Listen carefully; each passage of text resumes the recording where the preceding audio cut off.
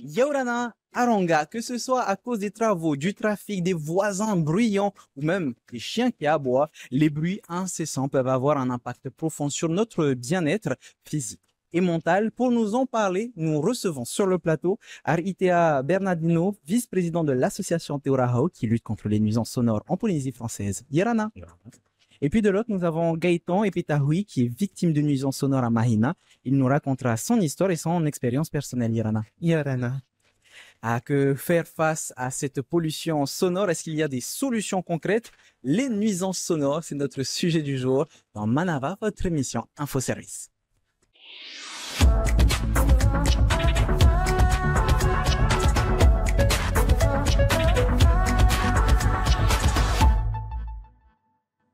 Pour près de 10% des Français, les pollutions sonores, que ce soit voisinage, activité, transport, sont très préoccupantes. Et la Polynésie n'est pas en reste. Ces nuisances peuvent avoir des effets sur notre santé, du stress, aux troubles du sommeil, en passant par des risques accrus de maladies cardiovasculaires. Et oui, ça rigole pas.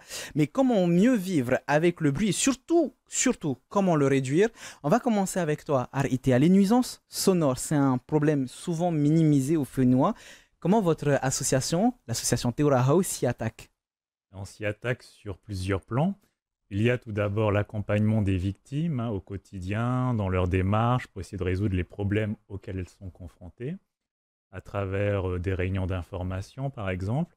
Il y a aussi les démarches qu'on mène auprès des autorités, que ce soit à l'échelon municipal ou à l'échelon du pays, pour des fois faire avancer la réglementation, parce que les nuisances évoluent, sont plus violentes, et il faut aussi que la réglementation puisse aller dans ce sens pour mieux protéger. Et notre but, toujours, c'est de protéger les victimes. Et souvent, on minimise l'impact que ça peut avoir, que ce soit sur la santé physique, sur la santé mentale. C'est des cas que vous avez beaucoup rencontrés? Oui, c'est vrai que pour l'instant, en Polynésie, il n'y a pas eu d'études vraiment de fait pour savoir l'ampleur de ces nuisances. C'est quelque chose qu'on a réclamé, parce que quand on a des données fiables, ça permet aussi d'orienter les politiques publiques. Mais si on prend l'exemple de la France métropolitaine, on voit par exemple que les nuisances sonores, c'est au niveau des facteurs environnementaux, c'est la deuxième cause de mortalité après la pollution de l'air. Ah oui, quand même. Oui. Et les nuisances sonores, ça a un coût en France, c'est chiffré à 150 milliards d'euros par an. Et ça fait partie des demandes qu'on a relayées auprès du pays, que le ministère de la Santé fasse une grande étude là-dessus. Et on est toujours dans l'attente. Donc, hâte de voir ce que cette étude va pouvoir donner. Mais en attendant, Gaëtan, tu es sur notre plateau justement parce que tu es victime de nuisances sonores. Est-ce que tu peux nous raconter ton expérience personnelle? Bonjour tout le monde. Oui, merci pour cette question. Ce que je peux dire en tant que victime de nuisances sonores, c'est que tous les jours, on est confronté à ça. Vivre près d'un lieu public n'est pas toujours évident. Parce que ces nuisances sonores viennent d'un groupe d'individus, dans notre cas, qui viennent le soir, tard dans la nuit, aux heures où tout le monde est censé dormir pour pouvoir se reposer après une dure journée.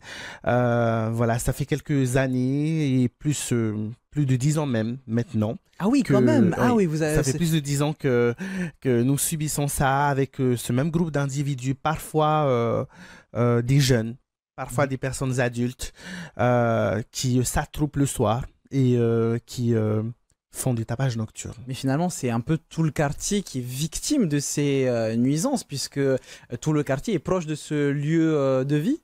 Oui, mais pas forcément, parce qu'il y a des ruelles dans le quartier où on habite à Mahina qui ne sont pas forcément exposées à ça. Nous sommes les premières maisons à côté à proximité de ces lieux publics, que sont les arrêts de bus et le collège.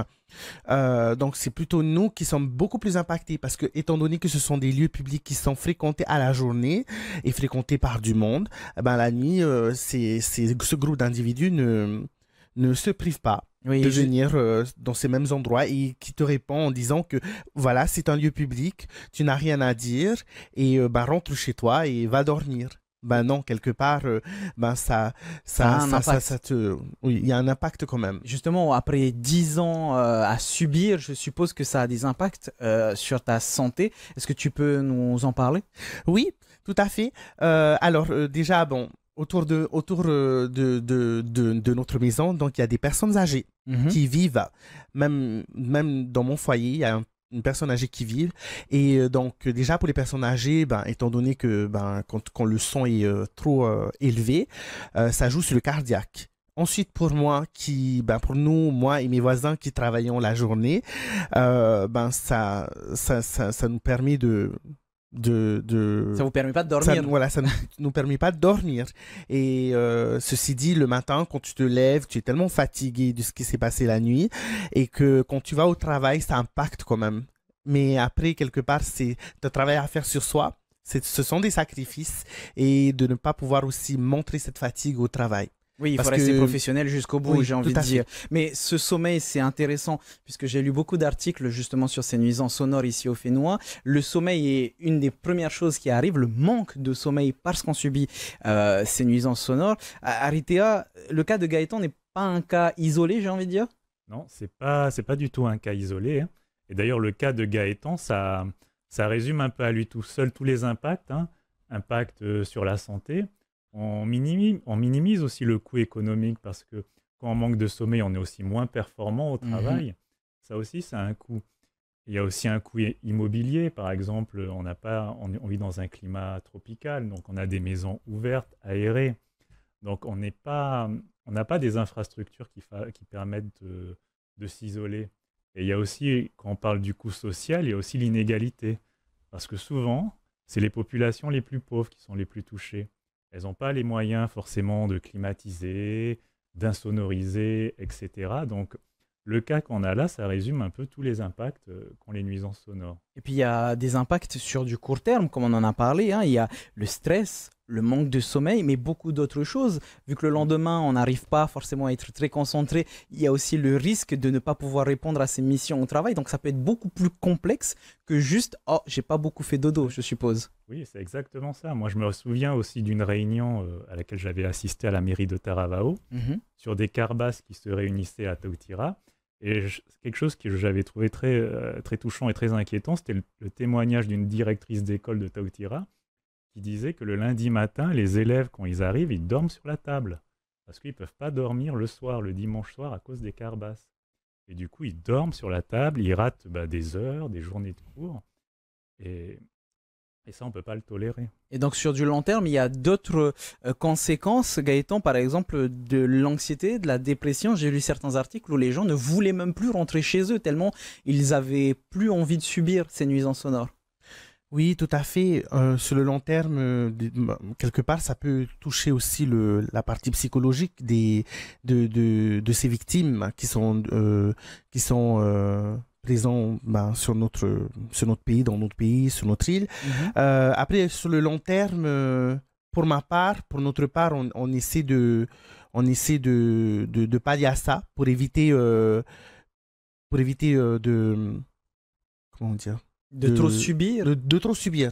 C'est de faire un cap, de prendre le cap, d'aller au-dessus de tout ça, même si c'est pas facile, parce que sur le long terme, tu es tellement épuisé que tu as fait appel aux institutions qu'il faut, comme par exemple la mairie, qu'on a rencontré plusieurs fois, et que oui, à long terme, quelque part, ça joue. Ça joue quelque part sur notre motivation, sur notre vouloir de vivre à côté. Ce que j'aime beaucoup dans ton discours, c'est vraiment la positivité. Tu dis oui, on est victime, mais au bout de 10 ans, il faut passer au-dessus, il faut passer le cap. Mais excuse-moi, peut-être question un peu indiscrète, comment vous faites pour être si positif? Moi, au bout de 10 ans, j'aurais pété un câble déjà. Comment vous faites? Oui, bon, tout à fait. Comment on fait? Quelque part, c'est la tolérance. On essaie de tolérer beaucoup de choses. Mais même si tous les jours, ce n'est pas facile, on essaie de prendre le cap et quelque part la religion, étant donné que ma famille et moi, donc nous fréquentons l'église tout le temps, ça nous permet aussi de nous aider, de nous renforcer spirituellement, mentalement, afin de pouvoir surpasser tout cela.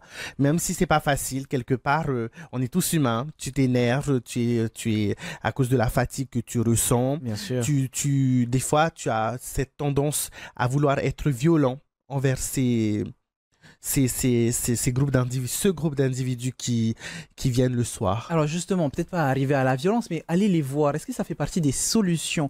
Rencontrer les gens et essayer de leur parler à l'amiable? Oui, alors plusieurs fois, on est partis, ma famille et moi, nous sommes partis les rencontrer de manière à l'amiable et tout, comme tu viens de le préciser.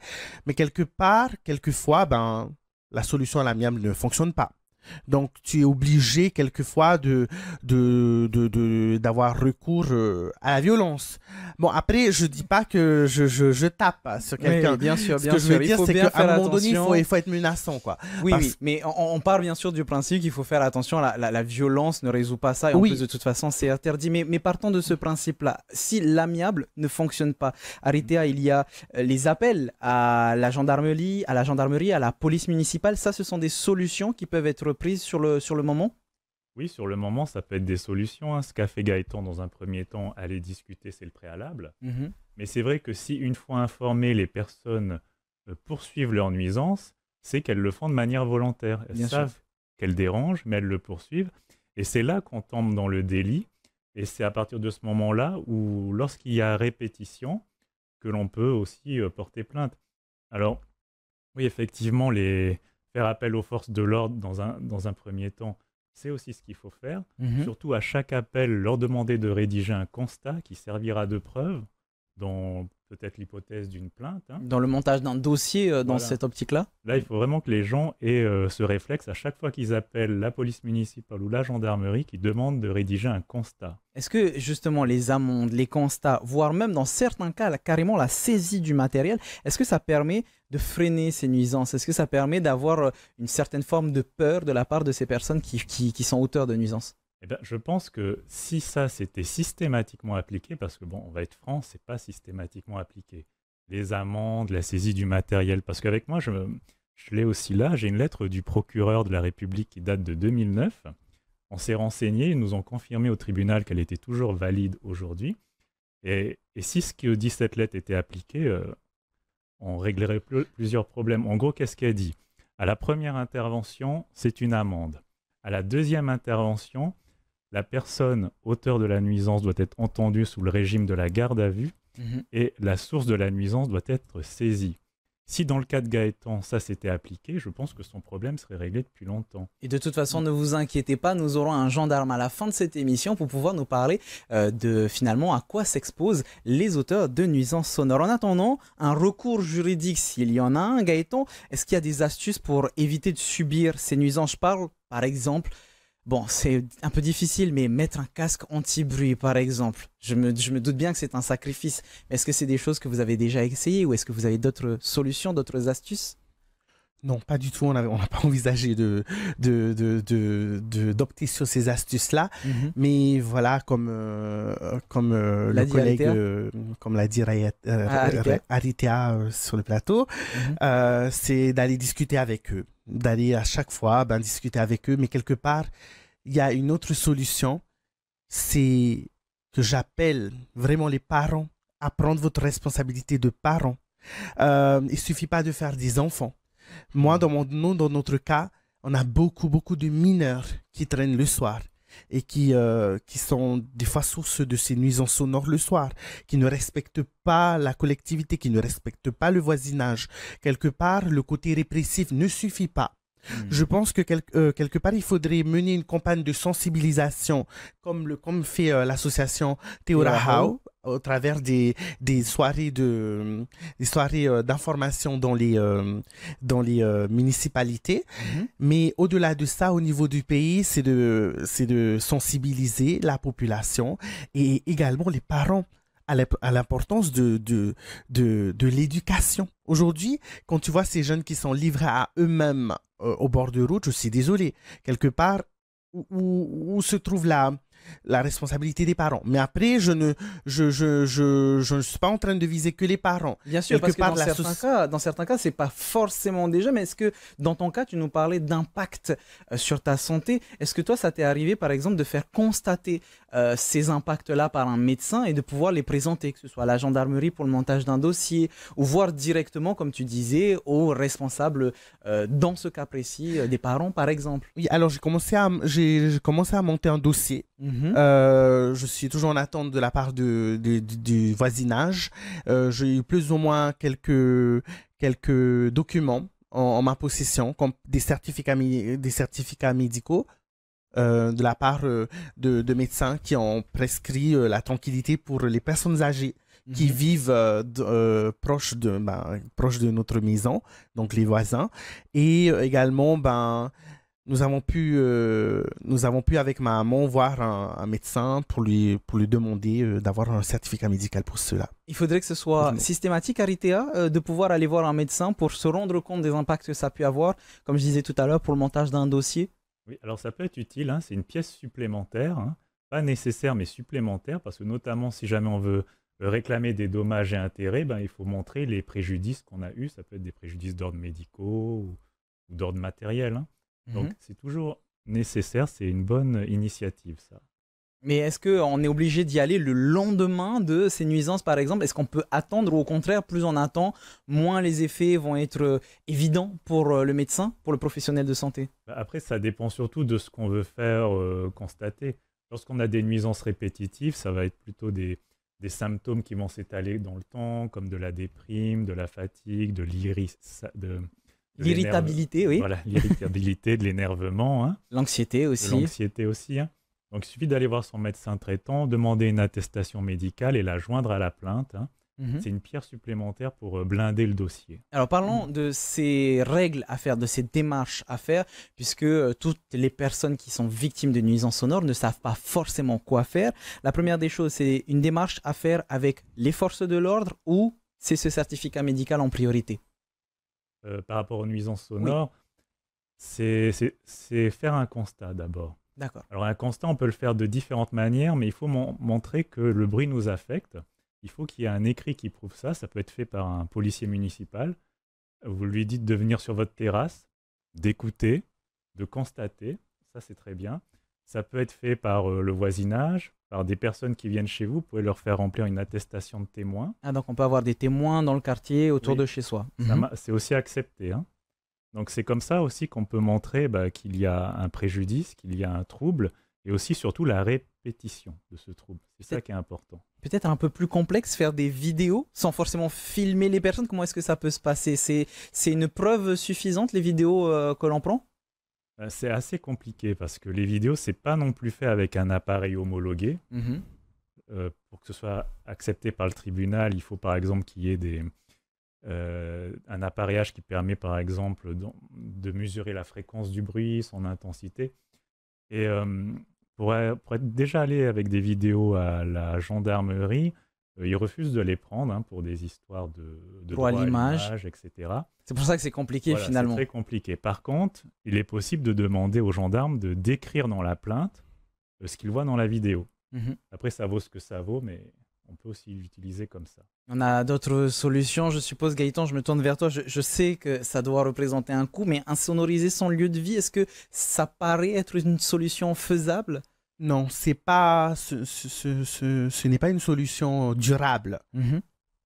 Parce que quelque part, il y a de la tolérance. Il faut aussi que la collectivité ait une certaine tolérance. C'est pas au voisinage de s'adapter. C'est pas aux victimes de C'est pas aux s'adapter. victimes de s'adapter. Je suis désolé. Quelque part, oui, on comprend que vivre à côté des lieux publics, c'est public. Donc la journée, on comprend, c'est normal. Parce que ce sont des lieux dédiés à la collectivité. Mais quelque part, le soir, les réglementations sont là. Ils sont là pour être appliqués, pour qu'il y ait une certaine tranquillité du voisinage et pour que le voisinage se repose. Est-ce que tu as Non, c'est l'impression... pas à nous, le voisinage, de se... Tu as l'impression, tout à l'heure, comme tu nous parlais de sensibilisation, Oui. et en plus de ça, avec l'association Teuraho, on entend de plus en plus parler des victimes. Est-ce que tu as l'impression que les gens sont plus sensibles, écoutent plus et font plus preuve comment dire, de gentillesse et de bienveillance? Il y en a très peu. Il y en a Mhm. très peu, mais après, je comprends que notre population est une population qui vit de la musique, qui vit de sa culture aussi. Mais quand Oui. même, il y a une certaine tolérance, il y a un respect quand même à avoir envers son voisinage à certaines heures de la nuit. Et ce qui va permettre de faire reposer. Mais oui, il y a toujours, Des gens partout, gentils. il y a Mhm. toujours des personnes qui sont gentilles, qui sont sympas, comme il y a des personnes qui sont mauvaises. Donc finalement, il y a encore de l'évolution Aritea pour aller dans le bon sens. Oui, il y a un gros travail, hein. De l'évolution, ce sera à long terme, hein. Nous, à notre échelle, on fait au mieux, mais on se rend compte que c'est un travail sans fin, surtout lorsqu'on n'a pas l'écoute attentive des autorités. Hmm. On a eu l'occasion de rencontrer plusieurs fois le gouvernement. On avait des attentes positives, mais malgré ça, ça s'est plutôt soldé par une déception. Il y a peu de choses qui sont faites concrètement pour améliorer le quotidien des victimes. Par contre, on voit des initiatives en faveur des agresseurs sonores, des fois, qui nous interrogent aussi, hein. Comme quoi, par exemple? Par exemple, le fait d'autoriser la fédération de Carbas de se réunir à Atimaono alors qu'il y a une pétition signée par 600 personnes vivant dans le secteur qui refusent cela, moi je ne comprends pas comment on met de côté le bien-être de ces 600 personnes pour une minorité bruyante. Mais Et ça, c'est sur le domaine du pays. est-ce qu'il vaudrait pas mieux les encadrer justement pour éviter que ce soit genre à tout va?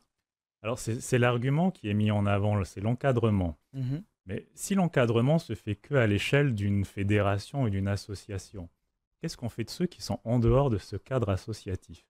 Moi, je pense à ceux qui se réunissent à Tautira. Je pense à ceux aussi qui se réunissent sur la côte Est où on a mis des cailloux. Là, on voit bien que c'est hors de tout cadre, et c'est pour ça que nous, on milite pour l'interdiction de matériel de forte puissance dans les voitures de particuliers. Faire de la sensibilisation, de la prévention, c'est un des meilleurs moyens finalement pour limiter ces nuisances sonores. Et avant de conclure, on rappelle déjà qu'il ne faut pas faire justice soi-même, mais on reste sur ces infractions et surtout à quoi vous vous exposez si vous êtes auteur de nuisances sonores. Voici nos questions express avec le capitaine Teva Maua, commandant de la brigade de gendarmerie de Faa. Yorana, je suis le capitaine Maua et je commande la brigade de Faa.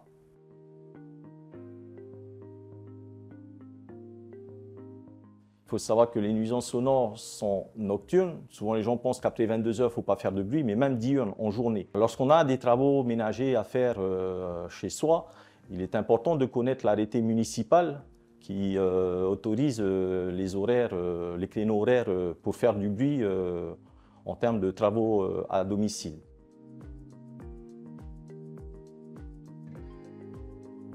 Lorsque c'est la première fois qu'on intervient à cette adresse, souvent il y a une mesure de médiation qui est faite avec les gens. On leur explique qu'on intervient à la demande du voisinage et que le bruit gêne.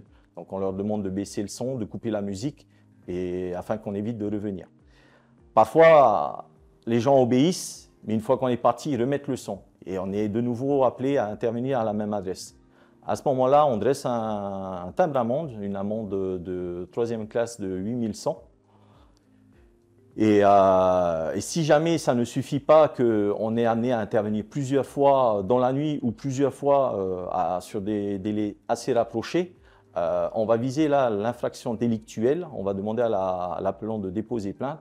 Et là, par contre, la personne risque 1 an de prison, 1,7 million d'amende, et surtout va permettre aux forces de l'ordre de saisir le matériel.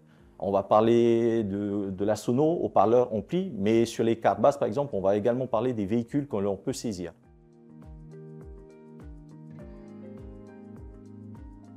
Je conseillerais aux particuliers d'abord, lorsque vous allez faire du bruit, soit des travaux, mais surtout sur des événements particuliers, un anniversaire, un mariage à domicile, c'est vraiment de prévenir le voisinage de façon à trouver un compromis entre chacun Voilà, on peut faire la fête, mais il faut penser que ça peut gêner les voisins. L'intervention des gendarmes, ça doit être l'ultime recours. Concernant les professionnels, là, il y a un dialogue qui doit se faire avec les communes, sachant que sur les gros événements, il y a des sites qui sont déjà identifiés, qui sont régulièrement utilisés par ces personnes. Donc, il faut comprendre que les gens qui habitent autour subissent ces nuisances au quotidien.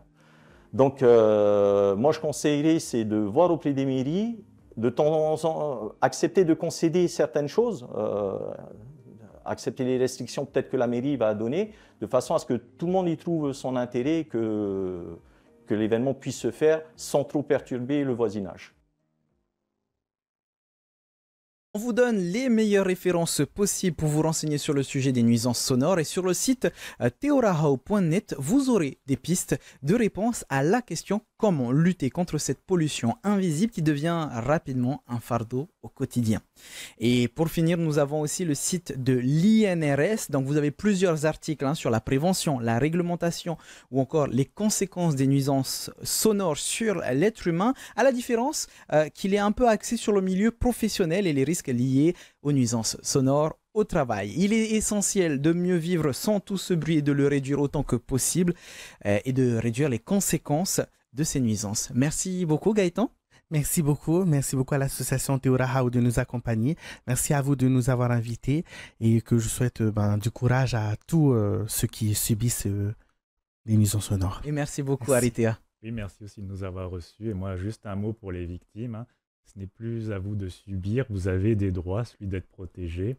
Et il faut se battre, même s'il faut être patient et courageux. Tout simplement. Merci aussi à vous de nous avoir suivis. Faitoto aux différentes victimes. En attendant, à très bientôt pour une nouvelle émission.